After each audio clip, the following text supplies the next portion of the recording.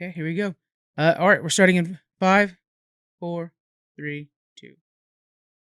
Hey all, and welcome to Geek Freaks. I am Frank. I'm joined by Jonathan. Hey, y'all. Jonathan, man, how you been?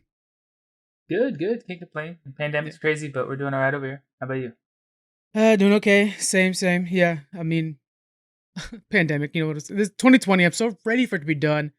For New Year's, I'm pretty sure I'll be like stuck at home just trying to stay safe. But I am gonna ring in that New Year's. Probably pretty drunk in my living room by myself with my dogs. I have seen some pretty funny TikToks where these girls are going back and forth about people asking them, how you doing? They're like, we're in the middle of a pandemic. How dare you ask me how I'm doing? You know Yeah, I'm doing terrible. Why do I have to lie to you? I shouldn't lie to you. you're right. You shouldn't make me lie to you about this stuff. You know it's terrible. Yeah. But pretty good. I like it. Come on, 2021. We got a lot of hopes on you, man. That's the year we're gonna get Right? an alien invasion too, right? Right? I, Everybody thinks 2021 is going to be a flip of the switch just because it's the next year. I'm pretty sure we're going to be still in cleanup of what's happening in yeah. 2020, but we can only Ma- hope. Mad Max 2 takes place in 2021. So just a heads up on that, guys. Be ready for it. Where's Store the up your depicted? store up your dog food. I'm just gonna give you that hints right now. That's gonna be good food for the future. All right, let's go ahead and go into your playing and watching. I know we did this yesterday before the power outage, but let's go ahead and refresh it. What have you been playing? What have you been watching? I've been super busy lately and not in the fun geek freaks way. So Yeah. unfortunately, I haven't been playing anything for the last couple Oh weeks. my god, disappointing. I've been watching a lot of Star Trek. I want to start from the original series, watch every episode, Right. and I think I might write a small paragraph review or something like that for each episode. I haven't started actually doing that part, the reviews yet. Mhm. But yeah, watching a lot of Star Well, Trek. real quick, Jonathan, call it the captain's log. Ooh. New feature coming to the site, guys. Oh Captain's wow. log. I like that. I'm gonna write that down. All right. That's how it I is did when you're watch it. podcasting, guys. Shit will just come to your head, or we'll be like talking, like, stop talking about this. We got to record it. Stuff like that. That was pretty Sorry. good. Go ahead. I did watch Enola Holmes the other day. It was really Oh, yeah. good. Yeah, I liked it too. Yeah, have both the nieces here. We watched Nightmare Before Christmas again this morning because Ooh. they love that movie too. So that Yeah. was good. But that's about it. What about you? Yeah. So, watch a Discovery, really good. Been playing some Genshin Impact, which is really kind of this big anime MMO that's out right now. A lot of people are playing. Both really fun. Been really good. Been really busy. Of course, we're writing articles for our site, and we've been working with AAE. Check them out, guys. And it's been a lot of fun. But yeah, same old, same old. Okay, we have the Audible ad to see what book we're going to be listening to next. The next book is going to be X-Men Days of Future Past. It's like a 3-hour book, which is really short in the audiobook world. So, guys, we're going to be doing that, and we're going to try to get that out before the end of this month. Wait, what month are we in? We're going to get it out before Thanksgiving is what I meant. Oh my god.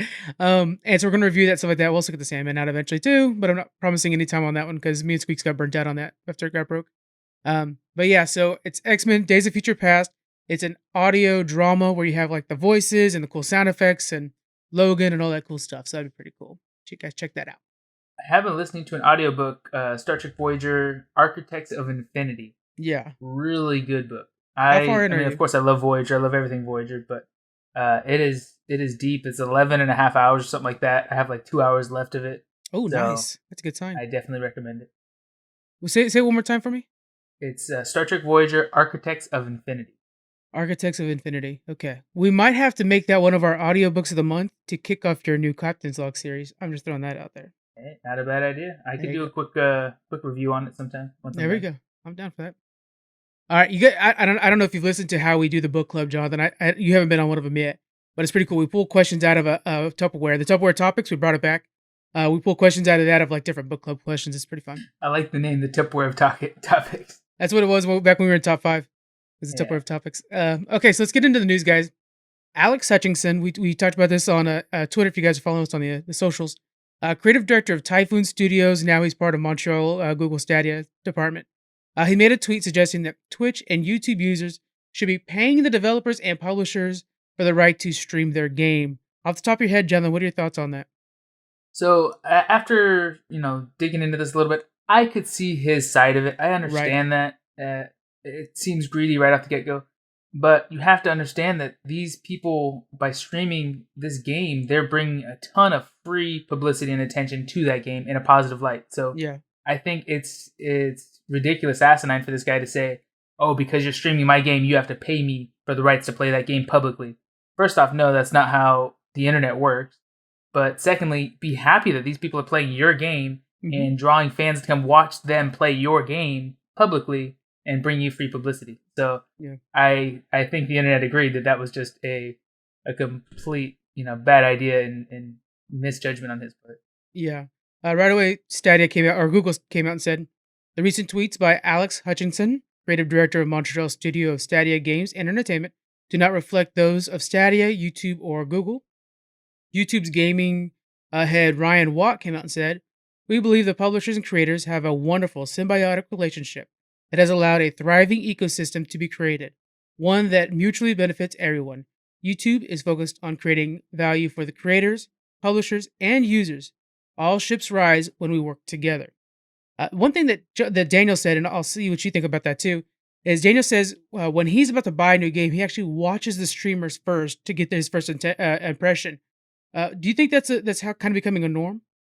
Yeah, I mean, I haven't bought a new game in a while, really. Yeah. But I think that is a free and very valuable resource if you're gonna get into a game. Say you want to play a game like you used to play WoW, where you just Right. spend hours every day dug into it. You're not just gonna buy a $50 or $60 game 5 times until you find a winner that really draws you in like that. Hmm. You want to do your research and dedicate the time to a game that's going to be worth it. So Yeah. I think being able to watch streamers and really understand the depth of the game is an invaluable resource that if these developers are trying to draw money out of it, it's going to diminish its value. It's end up going to be only, certain paid gamers are going to have content for it. And I think long term, it's going to hurt the gamers and the developers. So I Yeah. think the way we have it right now is ideal, and it developed that way because it was a working situation for both parties.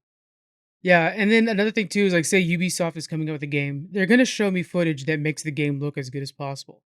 But that's not exactly what I'm gonna be playing. When you watch a streamer actually like out there completing quests and finding new creatures and stuff like that, that's the game you're actually playing. It's like real gameplay footage, and so it shows you the actual time spent in the game, and that's what's gonna entice me. Not necessarily like, oh, that's a great cinematic. I know as soon as I get to move around, they all go down. Quality goes down, everything like that. That's just normal. And so it's kind of nice to kind of really get an actual honest review of the game too. So yeah. And then we'll talk about it sometime in the future as this story develops on like alternatives to funding publishers and stuff like that, because there has to be a change there. But we'll get into that as the story develops, and I'm sure it will. Next, we have Apex Legend is going to be joining Steam, so you can now have your Steam. You can have your Origin account merged to your Steam account, and you won't lose any progression on Apex Legends. You're also going to be gaining 3 gun charms. That's they're for Portals and Half Life.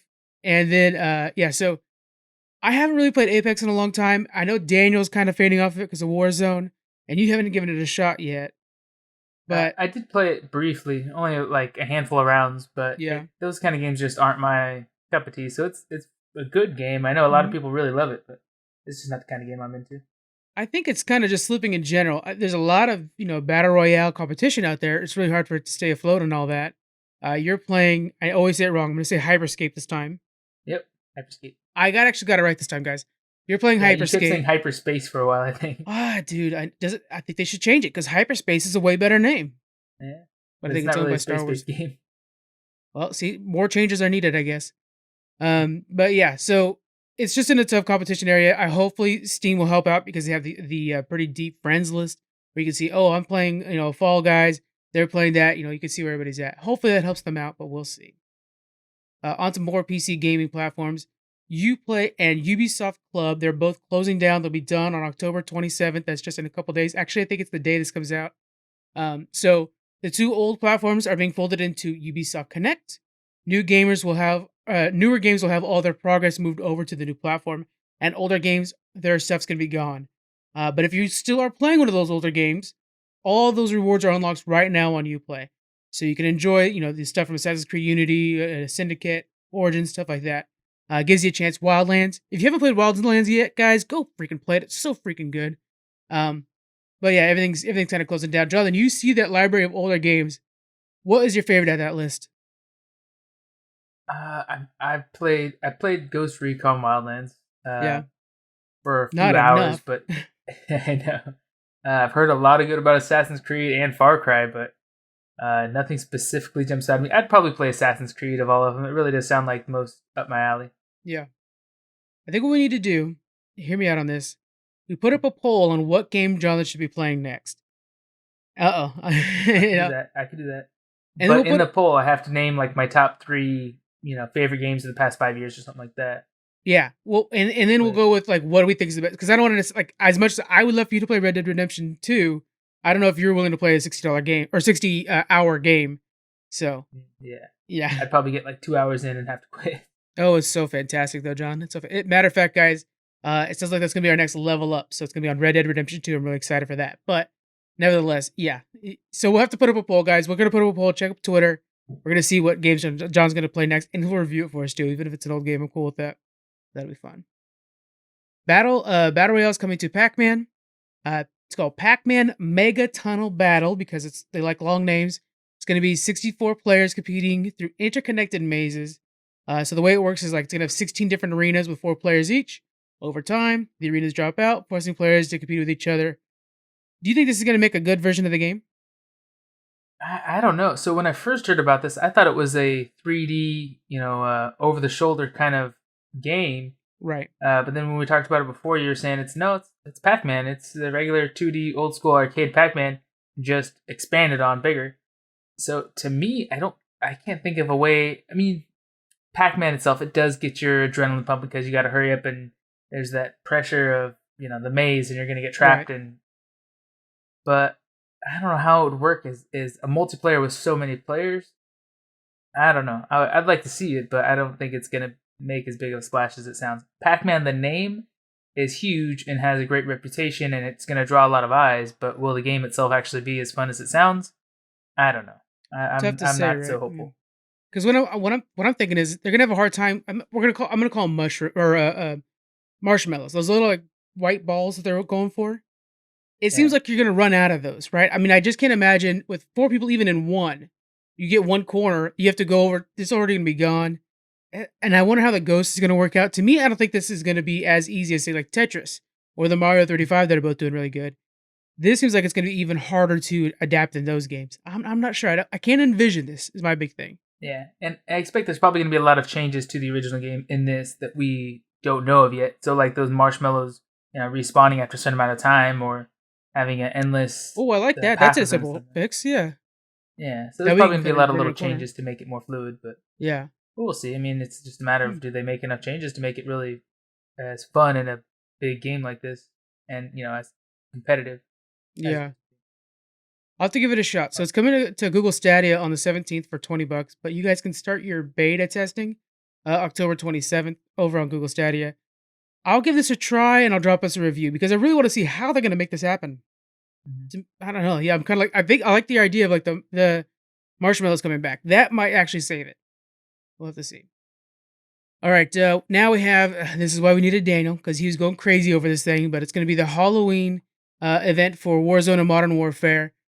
So this is came out on October 20th. It's called The Haunting of Verdansk because they like to make names hard for me. And it's bringing in 2 horror classics, Saw and Texas Chainsaw Massacre. Jonathan, I'm sure you've seen both these movies. Which is your favorite? Oh, Saw by far. Texas Chainsaw Massacre is a little too accurate to modern day, a little too realistic. Oh, really? I mean, not even modern day; it's from history. But I mean, Saw is suspenseful and it's very like mysterious and just Yeah. Good gory mind thriller. So I prefer Saw. You prefer Saw? Okay. Yeah, because I like the idea of Leatherface being more accurate, but yeah, it's pretty crazy. So from the Texas Chainsaw Massacre, you're gonna be able to get the Leatherface skin, some family heirloom blueprints, a bunch of different blueprints, basically all inspired from the franchise. And then from the Saw franchise, you're gonna be getting Billy the Puppet skin, which I hear is really really well made. That's the one that's been scaring Daniel to death. You're gonna get the cargo truck skin, tricycle charm for your gun, and then there's gonna be a new throwing knives called the Phlebotomizer, which is a fun name to try to pronounce. So all kinds of cool stuff, guys. If you guys are Warzone fans or you haven't really played it in a while, it's a good time to return. I've only heard good things about this event. It sounds like they're doing a really good job with it. So go check that out. If you're a Modern War fan, They're bringing a Onslaughter and Sniper only game mode. Sniper only is pretty obvious. It's where you only have snipers. And now, Jonathan, back when you and me did play Call of Duty, that's what we like. Snipers only, right? Yep, that was the business. Those were intense games because you're just like crawling around trying not to make Yeah. a sound, not move a bit, and then you see a little twitch or something. You try to shoot somebody, and before you know it, someone just melee you in the back of the head. What was that map called that we used to do snipers only on? Do you remember what it was called? Oh, I don't know. I don't remember. Tunisia, I think it was in Tunisia. It is a sand kind of ruins city, and you would sit there for 30 minutes just looking and waiting for a pixel to change, and then just Yeah, shoot, and then you hear like boom, you hear like loud shouts throughout the map. People trying to make a shot that's just hitting walls. Oh man, what a great yeah. time It sitting there sounds waiting. boring when you explain it like that, but it was so exciting. It was really exciting, and it's funny because there's that one, and then there's the other map we would do a lot where they had like a trench in the middle and stuff like that. It was all Oh, shotguns, and yeah. so You that was have to the have a opposite. long range rifle and a shotgun in that map Yeah, all the time. man, they need to remake old school Call of Duty too. That's a really Yeah. good one. Call of But Duty 2.0 yeah, I'm or down for that. Yeah, 2.2. exactly. So the Onslaughter will actually have you picking up a Juggernaut, which is this big metal suit in the middle of the map, and trying to escort it to your side or whatever. But yeah, it sounds like that one's pretty good too. From Daniel, he's giving this thing an A plus. I'm just gonna throw that out there. That's the grade he's kind of softly giving it. So that gives you some ideas. All right, we got some more news from Phil Spencer. They've been kind of going on this like interview circuit, right? Phil Spencer, he's the head of gaming over at Microsoft, and so he's the top dog on Xbox. He revealed that they possibly are going to be having a streaming stick coming out. What this will do is it'll be somewhat close to like the Chromecast or something that Stadia would have. You plug it into the back of your TV. It's a small thumb drive looking thing, and then you could stream the XCloud right to your TV without owning a full Xbox. Jonathan, you're kind of on the casual gamer side, right? Is this something that interests you? Yeah, I mean, I think that is. I think that's a big deal. That's kind of a game changer because they're branching out into a much broader audience with that. Yeah. Right now, if you want to buy an Xbox, I don't know, is it like $500, $600 something like for a new Xbox? There's it's $300 for the small one that has a little power, and then 500 for the big dog Series X. All right. So if you want to play some games, but you're like, okay, I like a Call of Duty every once in a while or whatever, but I'm Mhm. not the one that's going to be throwing my controller through the screen because I play hardcore and Right. get mad about it or nothing. You just want to play casually every once in a while. It's not worth buying a $500 Xbox to play. But I, yeah, if you could just stream it like your Roku or something, that seems like it Yeah. would be a no-brainer. You buy this, you probably pay a membership or something like that to be able to access certain games and stuff. But Hmm. that sounds like a win-win to not just some of the gamers might want it because it sounds cheaper.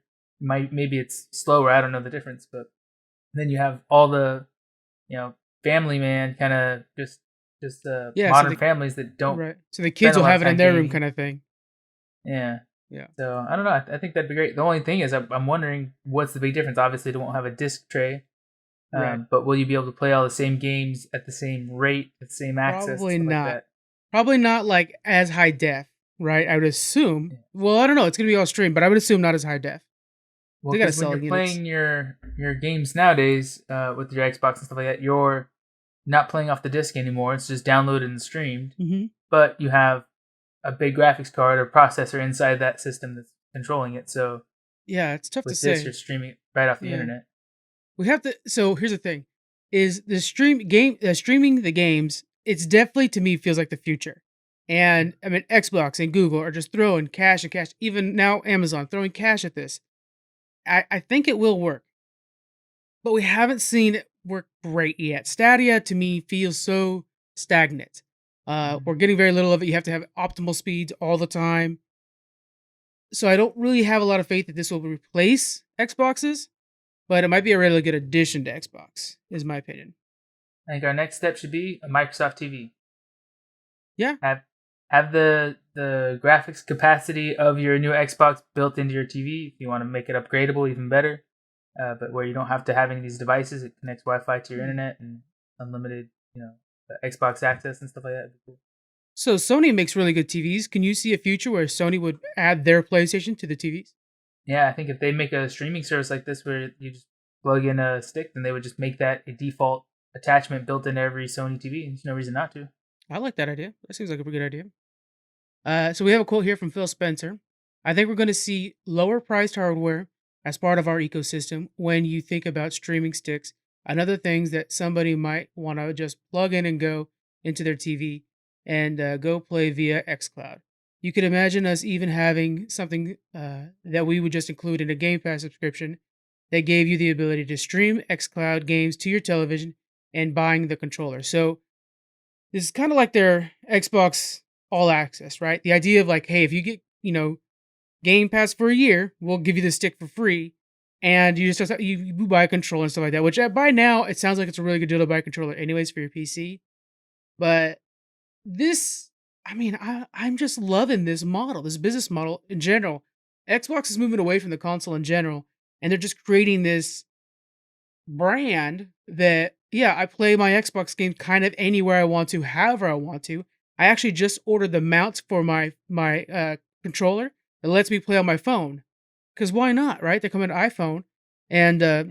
yeah, so it's a really good model. I really like this branding thing. If they wanted to go one step further, they'd have to sell you a subscription and everything. It would cost a little more money. But your device that you plug into your TV, plugs into a regular, has to have a power source and HDMI port. Hmm. But you can have that built with a cellular, system inside of it. Like the credit card readers and vending machines. I don't know if you know about that. They have a Yeah. cellular system in them. So you can go to your friend's house, go anywhere, go where you don't have Wi-Fi. If you can plug it into a Oh TV, wow, you can play and stream all your games at the same time. Jonathan, you know how much that would sell in the rural areas where they don't have good internet yet? Yeah, That is an that'd be pretty excellent cool. idea. Oh wow. And build this system to where it's made for gaming and streaming, input and Yeah. output. Why not? And you know what? Partner with AT&T or like I'm just thinking business wise now. Partner with Yeah, AT&T, T-Mobile or something like that and have it as a like $5 a month. You guys get unlimited streaming on your device. yeah, that'd be awesome. Yeah. Imagine Oh man. if they made that, you could fold in so many other brands with them too. They would just be raking in the money. 20 now I'm thinking, okay, $20 a month, you get the device, you get, the AT&T streaming package plus Game Pass. I mean, that right there sounds like it's a good deal on both sides, I think. That would be Yeah, smart. All right, guys. So Microsoft, I know you're listening. Phil Spencer, you're a big fan. Go ahead and use the idea. That works out really yeah. well for Just cut us everybody. in 1%. That's all we want. Yeah. Well, the thing I really liked about this when I heard about it was like, okay, look, I'll have the Xbox in the living room, but I'll have the sticks in the bedroom, in this room, in that room. Just so like, oh, I really want to finish this, level or something like that. I'll just take it to the bedroom, finish it up, and go to bed. I think that'd be really cool. Yeah. All right, My Hero Academia fans, you guys are in luck. You're gonna have a new video game coming to the iOS and Android. It's called My Hero Academia Ultra Impact. Great name. This is gonna be using the Gotcha business model. So, Jonathan, are you familiar with that term, Gotcha? Nope. Okay, yeah. It's a Japanese origin, but I mean, it really sounds close to our Gotcha, and it is pretty close to that because it uses loot boxes and microtransactions to keep the thing going. And a lot of times, you'll notice a lot of the fans of that genre will notice everything has a star rating. Like, oh, this Mhm. character has a 5-star rating, which is really good, or this one only has a 3-star rating, really sucks. And you're always trying to get those 5-star ones because they have a little bit better stats. So, it's really becoming popular. Are you familiar with any game that uses the star ratings and you can buy packages to unlock them? I'm thinking of Overwatch. You can buy stuff like that, but I don't think it changes the character's Right. abilities at all. Yeah. So this is like if the characters had you could buy the characters out of boxes. That's how these Okay. ones work. Yeah. So it's really becoming popular. Actually, the game I'm currently playing right now, Genshin Impact, uses that. You could, of course, play for free if you just want to put the effort in, or you can just buy your way to the top, and it's fine either way. But yeah, so it's becoming really popular, especially in the emerging markets, kind of the newer stuff with all the mobile, and that's where it's really coming in at. The story will follow the original manga. Gameplay will be turn-based RPG using characters collected along the way. There's no exact date yet, but the release plan is set for 2021. And I'm hoping 2021 will be just a really action-packed year and we won't have any more delays. Fingers crossed. We'll see how that goes. Okay, so John, I think it was actually you. You remember when you and me were talking about the UFC ads? Was it you and Oh me? yeah, yeah, yeah. Yumi and Squeaks. Squeaks, okay. Well, we have another offender of this. So the NBA 2K21 guys, they're using in-game ads. And of course, it came out about 3 to 4 weeks after the game came out. So that means all the reviews are already in, which is so freaking shady. It's annoying. But yeah, so when you're playing NBA 2K21 during the 2K TV feature, it'll play an Oculus Quest 2 ad in its entirety. It's pretty freaking nuts, and you cannot escape the game at all while it's doing it. And then I'll get into the game.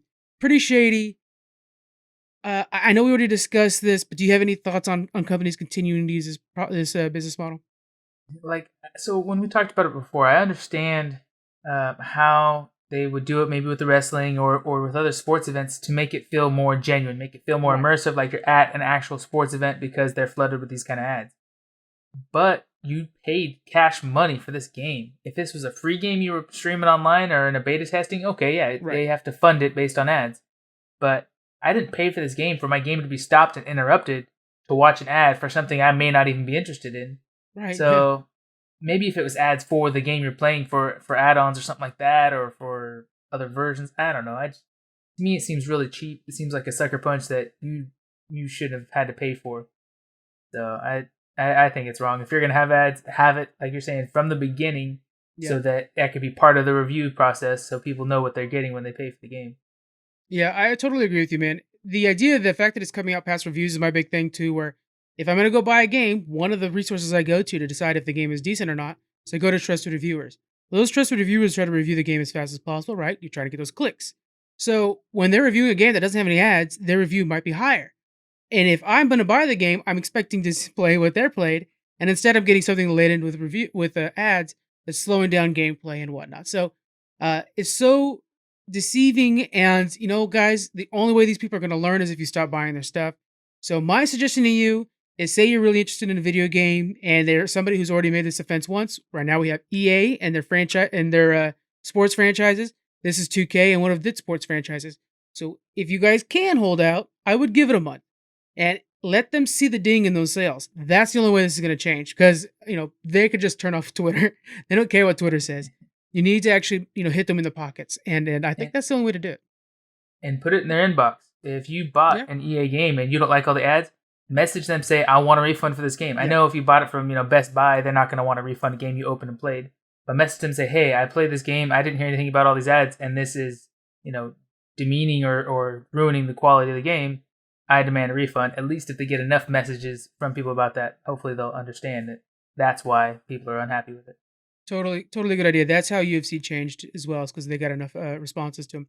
But that does remind me, guys, when doing things like that, either returning it to a store or when you're trying to talk to them on the phone, remember the person you're directly talking to is getting paid just to do their job. That's not the person who you need to get mad at and yell at. You're trying to affect change, not yell at a person who's having a bad day at work because you're talking to them. So just got to keep that in mind, guys. All right, we have, oh boy, talk about a person I'm ready to yell at. Jared Leto is returning as Joker. I'm gonna go off the top of your head, John. Did you like Jared Leto as Joker in Suicide Squad? No, I I appreciate the fact that he was trying to play a different Joker. He didn't Yeah, try to ruin one of the Jokers that we're already in love with. But the version of Joker that he was attempting to play or effectively played or his acting altogether, I just didn't care for it at all. There's just no aspect of it. Maybe an animated version of his type of Joker would have been better. But him himself and the way it was all portrayed just totally did not land for me. yeah. Same thing for me, man. I know he followed Heath Ledger, right, which was just a perfect Joker. So he has a lot of competition, and Mark Hamill's still out there doing a great job too. So he really was going up against stiff competition. But man, I mean, every time he was on screen, just the tattoos were so annoying to me that I was like, "There's no way Joker would have those tattoos." This guy, that's the thing it boils down to. This Joker could not fight Batman and win. I don't, in my opinion, Yeah, right? He was just gonna get yeah. bitched around. He's more of just a street punk and not the. He doesn't have the depth and the sides, the Yes, multiple sides that Joker's supposed to have. The savvy businessman and the manipulative psychopath. He's just the thug on the street, and it's like, right. yeah, that could be one side of Joker, but that's not all of him. You can't put him in a box like that. You nailed it, man. Yeah, I can really imagine him like one day, like, I'm getting kind of big. I need a brand. Oh, you know what? I'll be a clown. Other than that, nobody's thinking that as, and you don't see any like psychological breaking, which is the fun part of Joker's fun part of Joker. Uh, but yeah, so Jared Leto's returning for a Zack Snyder cut of Justice League. He's gonna be filming some scenes that were supposed to be in the film originally and then were left out after they changed directors. Many though that do actually like him, because surprisingly on Twitter, when I threw this out there, people do actually support Jared Leto. Their thing is that he didn't have enough time on screen. Do you think that's going to save it if he has more time to develop the character on screen? uh, I don't think so, but I do. I hope they're right, and I see where they could be saying that, because I think with all big characters like this, you can't just drop them into a group story like they're in, they need to have their backstory, developing their character, developing a relationship with their audience, and then tie them in with a bigger story with other characters. You have a Batman movie, a Wonder Woman movie, and a Superman movie, and then Yeah. bring them all together in a great battle. That's great. But if you just have the Batman movie and then all of a sudden you have these other superheroes that are supposed to be as big and powerful as they are, well, you don't know anything about them. You don't really care about them. You don't have a rapport with them yet. So to you, they're useless or not as valuable or not as appreciated. So Right. I think him just being kind of dropped in as a small character with such a big name based off such a big character, he wasn't given enough of an opportunity. But still, the character that we did see, I don't think even him being retooled or exposed or given more development, I don't think it's going to be the Joker that we're hoping for. Yeah. Yeah. And that's exactly right. I mean, it's gonna be one of those things where, yeah, you know what, you nailed it on the head. We just got to see what happens. I'm so nervous about this, but yeah, let's see. Snyder's filming these pieces that were originally supposed to be in the first movie, and they're likely going to be like establishing shots. So it'll be like, oh, I've got problems back at home, is what Batman will say, and it shows Joker on Havoc, or maybe we'll see Doomsday's coming in, not Doomsday. Darkseid is coming in or whatever, and that threat is enough to kind of like show spots around the world's problem, and then we'll see Joker around in Gotham. It's going to be pretty small scenes, so hopefully they're impactful scenes. And if this is good, then we're the winners. If it's bad, then it's nothing new that we didn't think was going to happen already. I personally have very little faith in Zack Snyder's cut. I'm just going to throw that out there. I know we just had a lot of fans unsubscribe, but that's just personal. I'm excited to find out. It's going to be a 4-part series coming to HBO Max in 2021. All right, we have Hasbro. They're creating a Power Rangers series and film. It's going to be a multi-platform universe that spans films and movies. So think of like basically their version of the MCU, but it's going to be with Power Rangers, and I'm always down for that. Jonathan, I know we watched Power Rangers both as kids. Do you think that the franchise can hold its own multi-movie series? I think it could if it was basically started from scratch. Right. So when you see Power Rangers now, you look back and watch some of it. I mean, of course, we're adults. It was made for kids, made for us when we were kids. But it's just so corny and so cheesy. Yeah. Just sad. You can't watch it without laughing, and you really can't enjoy it. But if you look at Stark Tech and how revolutionary just the first Iron Man movie was, and how much we've evolved, in movie making since then, you think, man, they could make some really cool Power Rangers, characters and gear and gadgets and stuff like that. So I think if they put some money into it and have good directors and really focus and do a good job, then I think it could come out really good. Yeah. So they tried to reboot it in 2017, but the fans were not happy, right? Because it was really dark and sad, and so you need to have. We don't want a goofy. Please don't make it a goofy movie like you did with the other ones. But it needs to still be hopeful and light on that term, because it doesn't need to be this like dark Fantastic Four Fantastic Four reboot kind of thing where it's real too dark and it just doesn't feel right. So that one only made 142 million globally, which is really sad for that movie to be able to do that. So hopefully this one they've kind of taken that, and like that's the thing with the MCU versus like DC. DC will they're fixing it now, but they would go really dark. But then you had like Thor in the middle of broad daylight with Thor's hammer shooting lightning around. It's full color, beautiful to see. I mean, think of everything that like Iron Man can do, Doctor Strange's abilities. They're all real bright and in your face and stuff like that. And that's fine. We're okay with that. Let's bring it on, man. Yeah. We're cool. If this does good, I would be excited to see. I think it's Warner Brothers that owns Captain Planet. Oh, if they man. could redo Power Rangers, man, they could make a pretty cool Captain Planet series. I would like to see that. I would be so freaking down for Captain Planet. Oh my god. And that would be so good. I mean, you know what I'm saying? No politics, but it would be really nice to have a hero that's world not, is in. I'm sure a lot of people would support that. A superhero that endorses like recycling and just generally like being good to your planet would be really nice to have right now. So that's a really good idea. So the director of this, Jonathan Entwistle, awesome name by the way, Entwistle. He's the director of I'm Not Okay With This. He's going to be helming this ambitious project, and he has a quote here saying, "This is an unbelievable opportunity to deliver new Power Rangers to both new and existing generations of awaiting and adoring fans. We'll bring the spirit of its analog will bring the spirit of analog into the future, harnessing the action and storytelling that made this brand success. So right there's hopeful stuff right there. He's actually going to be using the best parts that made Power Rangers what they are and bringing that into the future. That'd be really good. All right, we have some sad news, guys. QB is shutting down. We actually did a huge review on QB, and wasn't enough to save him. We tried, guys. We tried our very best. We really did. Jonathan, did you try QB at all after I reviewed it? I did not. See, That's guys, my I can't fault. even, I'm sorry. I can't I'm even sorry, get Jonathan QB, I on let you board. down. He was going to make up the like 1.75 billion that they were in the hole, and this is where we're at. It's unfortunate. So after 6 months, the service is shutting down. They struggled from the very beginning. It was a QB. QB was a mobile only app, and it was only short videos, so everything was like 10 minutes long. It was founded by Meg Whitman and Jeffrey Kettenberg, and it just. I mean, I'll go ahead and boil down the review. YouTube's better, and that's exactly what the problem was, right? YouTube is just better. If you're gonna watch a 10-minute video, why would you not just go to YouTube for free and already have established personalities that you know? You watch a lot of YouTube, I assume. Oh yeah, done. Yeah. What? Let's do this. This thing sounds like a fun idea. What's your favorite YouTuber to watch? Oh, I don't.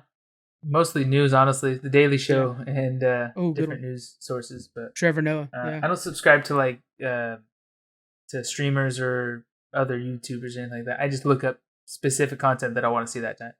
Yeah. Myself, as you're aware, I watch Good Mythical Morning every morning with Rhett and Link. And then, but yeah, there's a bunch out there. I mean, I like a lot of the late shows. I like to watch the Tonight shows and stuff like that. But I watch them the next morning in YouTube form. And then SNL is the same exact thing. So it's just where it's at. Even broadcast televisions is like, well, look, we already made our money from broadcasting it. The next morning we'll release it and make a little bit more money from the YouTube watching, and it's perfectly fine. I think a lot of younger people are doing that. So the idea that QB was going to launch this thing and it's going to cost $5 for brand new shows that you guys were not familiar with, it was destined to fail. Another Yeah, thing that if they were able to put the money up front to buy these shows and put them on their service and have it free to the consumers, at least to start with, at least for first 6 months or year, something like that, I think they would have gotten a lot more traction because you have potentially better content than YouTube because you have new shows, but also free. Then you get the foot traffic and you can either pepper in more ads or sell a premium version. But to start out the gate, $5 to try out something that I don't need because I have YouTube, that is going to be hard to compete with. So they didn't have any ads on this service. Would you prefer to pay a premium for extra content, or would you rather have the ads? I would. I mean, just like you could pay for the YouTube Red or YouTube Premium, or whatever. YouTube Premium, yeah, I do. Yeah. Yeah.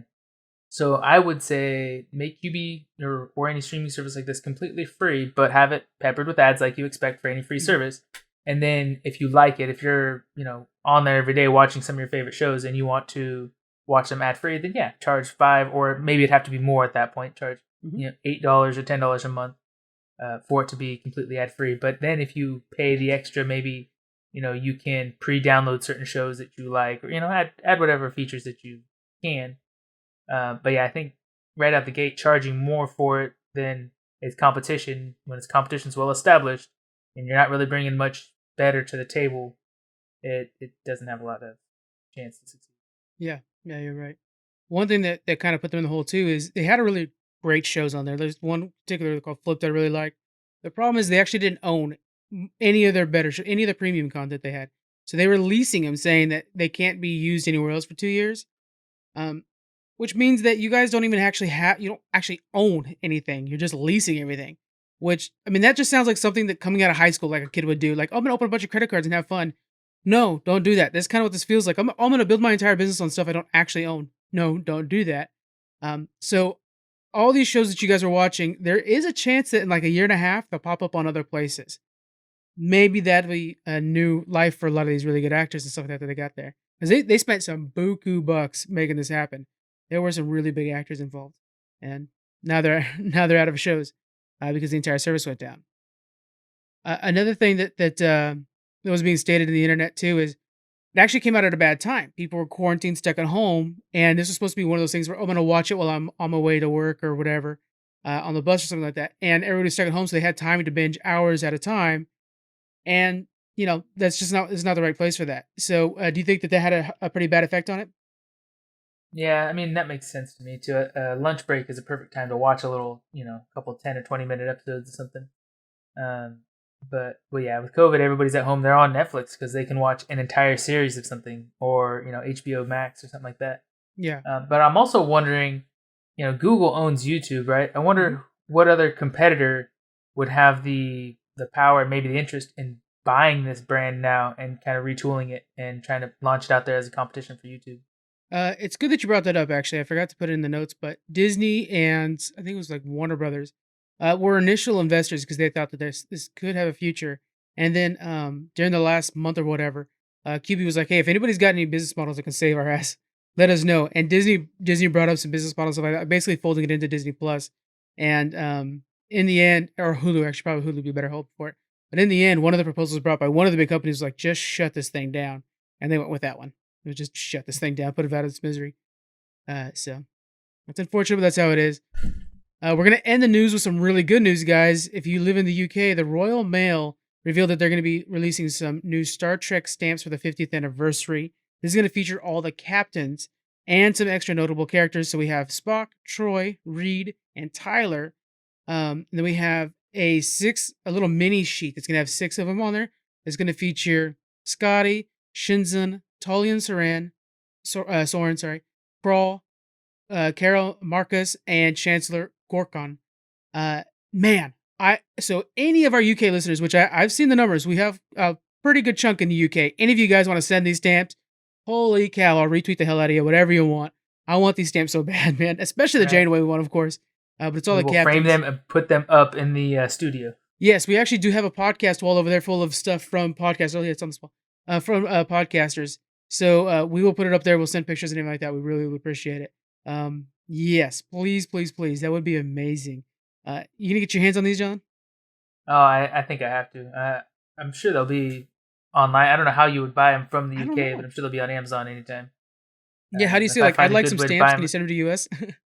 yeah, right. If I could find a good way to buy them from the UK, I mean, they're probably, I assume, 50 cents a stamp like we have, maybe $1 or something like that. Yeah. But it might be good business. Just buy a boatload of them, start framing them, and sell them online. Yeah. I mean, half a pound maybe? Is that how they would do it over there? Or 50 I don't know. shillings or I don't know how they work. But yeah. Uh, So we'll take some of those, please. And we'll send some money. Also in Star Trek news, Jonathan, you were the one that brought this to our attention. What else happened in Star Trek news? yes, I believe it was day before yesterday. I think it was on Friday. It might have been yesterday. Um, there was an unveiling of a new Captain Catherine Janeway statue in Bloomington, Indiana. That is so freaking Uh, awesome. and I didn't watch the whole thing because the house was loud and stuff like that, and I'm just trying to get to the highlights. But it was a really cool looking statue they did. It was a bust of her. The base, the platform it was on was the Voyager, the Starfleet insignia, and Oh, I it didn't know tapers that. up to her bust, and it says has you know a saying on the side.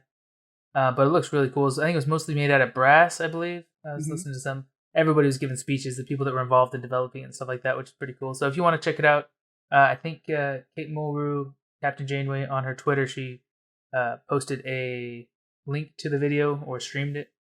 Um, but yeah, it was really cool. A full Captain Catherine Janeway statue in Bloomington, Indiana. Yeah. She's really good to follow on Twitter, guys. Kate Mulgrew. Robert Picardo, also, if you're a Star Trek fan, Robert Picardo is really good because he'll tweet just really cool stuff. And then I can't remember his name. Harry Kim. You remember Harry Kim's name? Uh oh. Garrett Wang. Garrett Wang, you're awesome. He tweets out a bunch of stuff too. So really check out those guys, and they have a new podcast as well that we need to be listening to, called the Delta Flyers. But yeah, so it's a really good time to be a Star Trek fan, man. There's just so much Star Trek coming, and I'm just so happy. It's really good. And Star Wars too. I mean, I'm Yeah. glad both worlds are thriving right now. It's the best generation to be in, aside from COVID. Yeah, dude.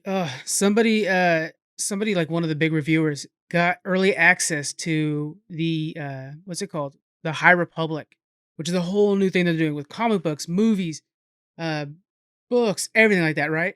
And it's going to be Mhm. in between the Old Republic and current stuff.